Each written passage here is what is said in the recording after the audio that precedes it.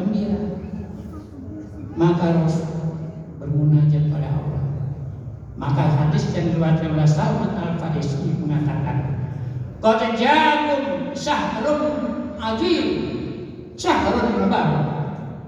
Telah datang kepadamu bulan yang besar, bulan yang penuh berkah di dalamnya. Apa bentuk keberkahan yang ada di dalam bulan Ramadan itu? Ibtaradu alaikumusiyam. Kamu diwajibkan pada bulan itu melaksanakan ibadah puasa. Apa fadilah puasa? Apa manfaat puasa? Kita baca hadis yang lain. Man shoma Ramadana imanan wa ihtisaban ghufira lahu ma taqaddama min dhanbi. Diampuni oleh Allah, diampuni. Bukan ghafar Allah, tidak. Ghufira, sudah diampuni sama Allah. Tapi sekarang puasa gimana? Imanan wa ihtisaban. Puasa berdasarkan iman kepada Allah Subhanahu wa ta'ala. Ada orang puasa juga tapi karena malu. Lo kenapa puasa? Terus malu. Anak gua aja 9 tahun puasa, masa gua kagak. Malu dia. Jadi puasanya karena malu. Hilangkan paham seperti itu, ya, pengertian seperti itu.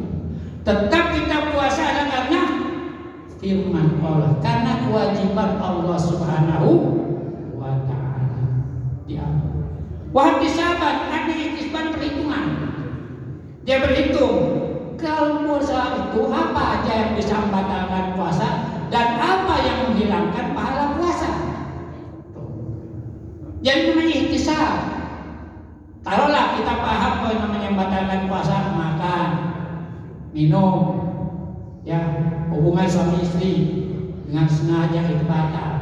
Kalau makan nggak sengaja gimana Pak? Ya nggak batal, namanya juga nggak sengaja. Lupa. Ada orang lupa makan sampai 1 piring. Biasanya pulang kerja makan, ini puasa pertama, mencanduk nasi aja dia makan. Udah kenyang baru tanya istri, "Bang, nggak puasa?" Astagfirullahaladzim, gue lupa.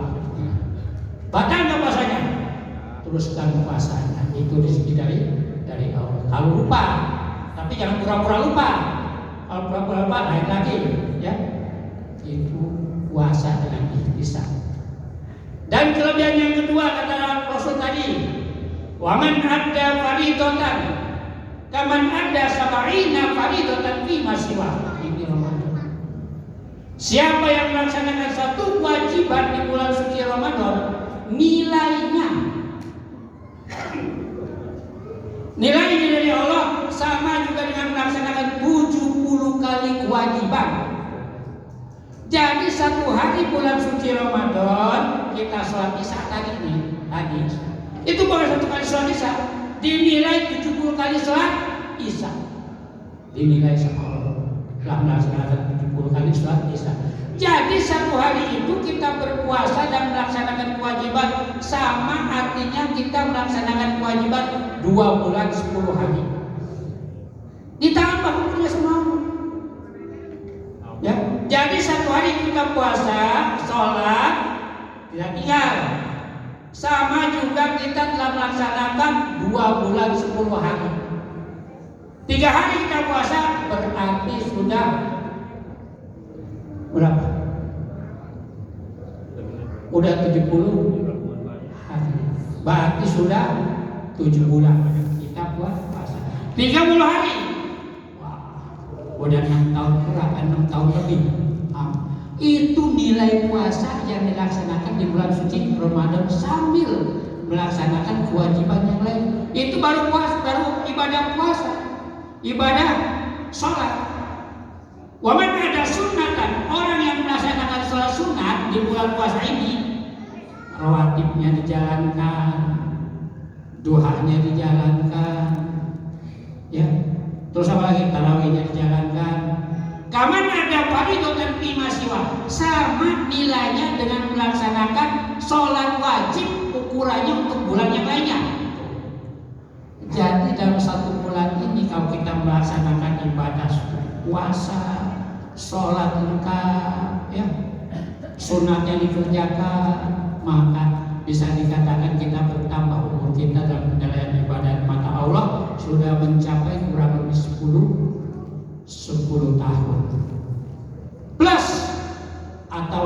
bonus yang spektakuler.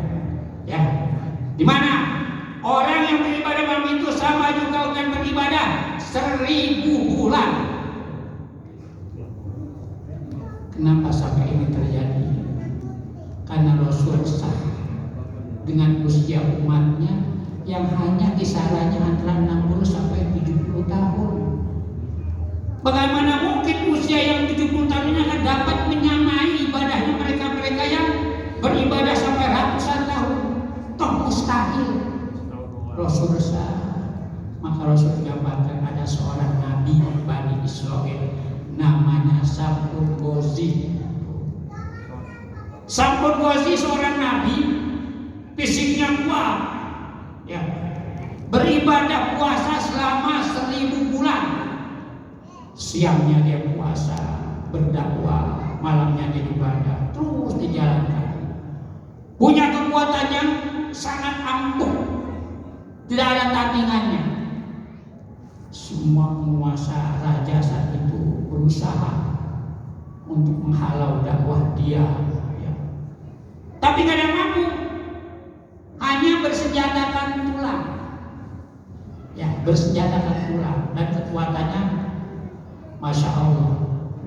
Tulang itu bisa mengeluarkan cairan. Bila tiba waktu buka puasa, dia sedot ke tulang tersebut, dia sudah mengeluarkan makanan yang dapat menyehatkan dirinya. Itu senjatanya tulang Shamsun Ghazi. Kelusan ini akhirnya dia kerja sama-sama istri Shamsun Ghazi. Orang sini bilang Samson, ya, Samson punya kekuatan kan, Samson. Kerjasama akan dikasih upah cukup besar oleh raja bila bisa menaklukkan Shamsun Ghazi tadi. Udah istrinya bilang ya oke. Setelah sepakat, ketika Shamsun Ghazi tidur diikat sama istrinya. Ketika bangun, dia lihat, siapa yang mengikat saya? Istri bilang, saya. Kenapa kau ikat saya? Hanya ingin menguji kekuatan sampean. Bisa nggak memutuskan tali ini? Dengan ucapan Bismillahirrahmanirrahim, tali itu pun putus. Sudah hebat, abang memang kuat. Sudah. Beberapa hari berikutnya pun kelihatan. Bukan lagi tambang yang tebal, tapi pakai rantai besi diikatnya ketika dia tidur. Diikat rantai besi. Ketika diikat rantai besi, bangun tidur tanya, loh, siapa lagi yang mengikat? Saya bang yang ikat. Kenapa kau lakukan ini?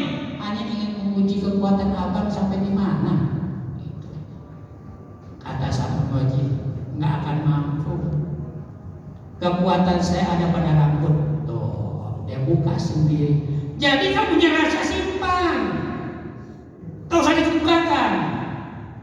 Walaupun pada orang terdekat sekalipun namanya rahasia harus disimpan, tak usah dibukakan. Ya, ketika dibuka, oh di situ kekuatan Shamsun Ghazi ada pada rambut. Ketika dia tidur, dicukurlah rambut tadi sama bininya, lalu diikat. Ketika sudah diikat, dia bangun. Ternyata betul kekuatannya sudah tidak ada lagi, tidak mampu lepaskan ikatan tadi. Lalu istrinya pun memanggil daripada orang-orang istana untuk menangkap Shamsun Ghazi. Dibawa Shamsun Ghazi dan dia diikat di istana, tengah-tengah istana. Disiksa, matanya dicongkel, buta sudah. Tangannya diputus. Ya, orang mengira dia sudah mati. Berpestalah raja dengan seluruh orang-orang istana tadi. Berpesta pora. Ya mungkin namanya pesta pora dengan minuman dan sebagainya, kurang tahu. Yang penting mereka merayakan kemenangannya atas Shamsun Ghazi katanya. Tahu datang malaikat Jibril, ya Shamsun Ghazi, Allah berfirman, berkata, apa yang kau kehendaki? Shamsun Ghazi kirim salam sama Allah, kembalikan kekuatan saya. Maka atas izin Allah kekuatan sampun pun pulih kembali, ikatan pun dapat lepas kembali, mata pun dapat melihat kembali, tangan pun dapat bersambung kembali. Maka dengan kekuatan kembali, istana sebesar itu tanpa alat apapun, hanya ditonjok pakai tangannya, hancur istana itu. Seluruh orang-orang yang berpesta kurang dalam istana itu pun mati semua yang tertimpa istana. Itulah kekuatan.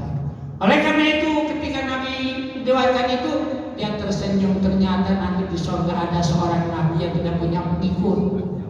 Dia masuk surganya sendirian, ya, karena pengikutnya sudah mati semuanya. Ya, dia hanya seorang diri masuk surga dengan membawa pedang dan sampun bosinya. Maka puasa ini kalau kita itu Lailatul Qadar sampai turunkan firman Allah Subhanahu wa taala, inna anzalna fi lailatul qadar. Wa ma adraka ma lailatul qadar. Lailatul qadri khairun, lebih baik.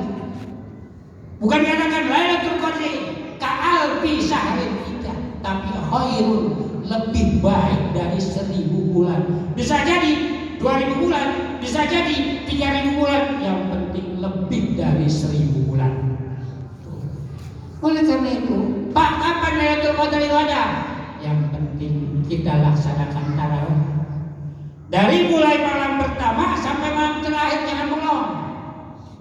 Ya, jangan absen.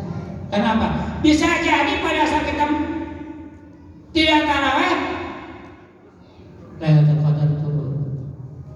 Ini rugi kita. Karena ini bulan yang Allah berkahi. Kenapa? Kasihan Rasul aja, kasihan perhatikan umat, kasihan amat umat saya. Andai kata dalam 1 tahun kita dapat di Lailatul Qadar, ditambah dengan ibadah-ibadah tadi yang saya sebutkan, itu bisa mengatakan 1 tahun bisa bertambah 100 tahun. Ya, 100 tahun. Kalau dalam hidup kita mendapatkan 10 kali Lailatul Qadar, berarti kita telah beribadah kepada Allah selama 1000 tahun. Satu pemberian dari Allah Subhanahu wa ta'ala. Oleh karena itu, ketika Ramadan akan berakhir, alhamdulillah kita nggak dengar ada suara dari langit berkata, ya bagiyal khair abshir. Wahai orang-orang yang menuntut kebaikan di bulan suci Ramadan, bergembiralah kamu. Maka firman Allah, wa basyiril ladina amanu wa amilus sholihat anna lahum jannatin tajri min tahtihal anhar khalidina fiha jaminan surga Allah. Mau masuk surga? Mau masuk surga? Enggak ada yang mau? Mau nggak? Sholat yang benar, jangan nol. Ini udah kelihatan maju masalahnya ini, ya. Udah kelihatan maju kayaknya kok. Sampun wajib ibadah itu 1000 tahun, nggak cerah. Kok kita baru sedikit aja udah mulai maju. Ya silakan. Mungkin kalau saya husnuzon, ya mungkin sholatnya di rumah kali Pak Haji, ya. Mungkin sholatnya di rumah nggak sempat di masjid, ya karena sibuk gitu, ya boleh aja. Kita husnuzon aja, namanya bulan puasa, ya harus husnuzon. Tapi mereka ibadah. Tapi yang melaksanakan puasa tidak sholat, ikut lebaran, aduh kasihan. Suara yang ngomong dari atas suara malaikat, ya bagyasyar, hai orang-orang yang menuntut daripada kejelekan. Ini bulan yang barokah. Aksir, silakan kamu. Masya Allah. Ya mudah-mudahan dengan harusnya yang singkat ini, sabnya jangan maju, ya. Sabnya jangan maju. Bapak-bapak yang dengarin, ya udah tambah semangat aja lagi, ya. Tambah semangat sholatnya. Ini jangan mundur malam pertama doang sampai mengubar ke sana, ya. Memang biasa kalau pertama mah, ya paling enak penuh, ya. Tapi sekarang, tapi mudah-mudahan ya, karena kita tahu manfaat dan apa Allah turunkan Ramadan itu adalah untuk kita semuanya. Ini keprihatinan Rasul, ya. Rasul prihatin karena sedikitnya atau singkatnya umur kita, minta sama Allah dikasih, yaitu malam Lailatul Qadar. Oleh karena itu dirahasiakan. Walaupun ada satu hadis Nabi mengatakan, iltamisuha, carilah Ramadan itu fi autari asrin awakhir, di malam-malam yang ganjil, di 10 yang akhir. Nanti kalau bilang malam gitu, wah nanti ada malam 21, wah mau sholat. Malam 2 nggak ganjil, 23 sholat, jangan. Tapi semua Ramadan, dari awal Ramadan kata mufasir yang lain, semuanya di kemungkinan besar turun malaikat. Malam Lailatul Qadar. Malam Lailatul Qadar, malaikat aja diajak ada di seluruh lapisan langit minta turun. Kenapa? Rindu pada orang-orang yang sujud. Karena ciri orang yang beriman adalah sujud kepada Allah. Ya, sujud kepada Allah itu ciri orang-orang yang beriman. Simahum fi wujuhihim min athari sujud. Ciri mereka orang yang beriman adalah adanya bekas-bekas sujud. Tapi bukan jidatnya hitam ya Pak ya. Bekas sujud dikorek-korek kan jidat jadi hitam, bukan ya, perilakunya, perbuatannya ya. Ya kalau orang sering sujud, insya Allah hatinya lembut ya, hatinya lembut gitu aja ya. Tali lucu akan lembut kulit mereka, kata-katanya juga. Mungkin ini yang dapat saya sampaikan dalam kesempatan singkat. Ya kita berharap dan semuanya berharap mudah-mudahan Ramadan berikutnya ataupun hari-hari berikutnya jamaah akan bertambah lagi. Ada namanya majma'in. Wassalamualaikum.